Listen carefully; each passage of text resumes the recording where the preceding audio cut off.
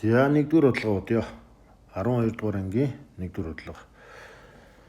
За нэг ийм x y-гээс хамаарсан систем тэгштэглээс бид x-ийг хуваах нэгэргийн харьцааг олох ёстой.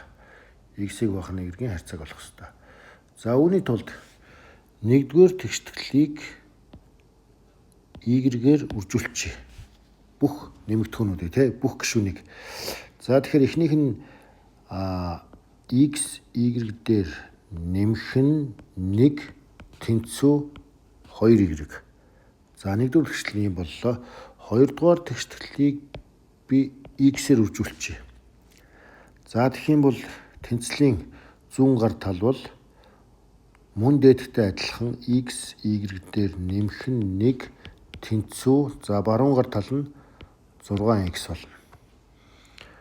За эндээс бид юу харах вэ гэхлээр эндээс за x y-ийн харьцааг олох гэж байгаа. Гэтэл энд x маань энд y маань байж байгаа учраас одоо бид хоёрдугаар тэгштэглийг нэгдүгээр тэгштэгэлд хуваая.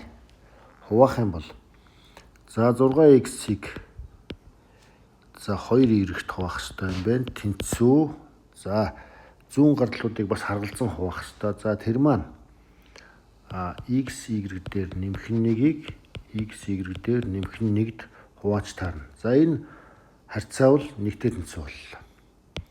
За одоо эндээс энэхүү тэнцлийн хоёр талын хэсгийг авбал эдгээр нь тэнцүү байх ёстой. Өөрөөр хэлэх юм бол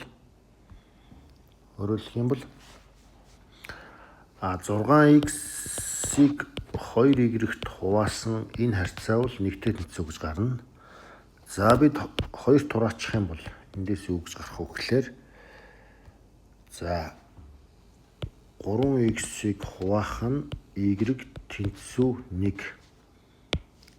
ийм болно. За энэ хүү 3-ын коэффициентийг иш нь хувааж өгвөл манад тэгштгэл маань юу гарах вэ гэхээр за x-ийг хуваах нь y тэнцүү 3-1 гэж гарах нэ. 3-1. За энэ хүү x-ийг хуваах нь y тэнцүү 3-1 гэж гарснараа бидний олох ёстой харьцаа бол олдож байгаа юм. За тэгээд тестийн зөв хариулт маань бол яг D хариулт байсан байна.